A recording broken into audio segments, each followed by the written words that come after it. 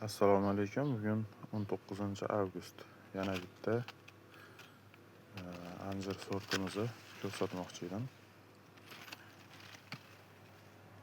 Bu sort Rubado deb nomlanadi. Italiyani sorti.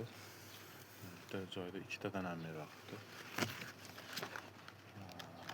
Buni ko'ramiz. Rosa pishibdi. Buni ulaganimga ancha bo'lgan edi. Faqat bu ulagan daraxtim sovuq urib, mana bu yerda ulangan. Ulamalarim yaxshi o'smay qolgan. 3-4 yil bo'ldi ulanganiga. Endi hosilga kirdi.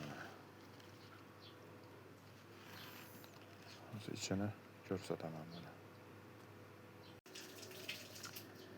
Mana ichini holati. Bittasini yeb ko'rdim, juda ham mazasi shirin.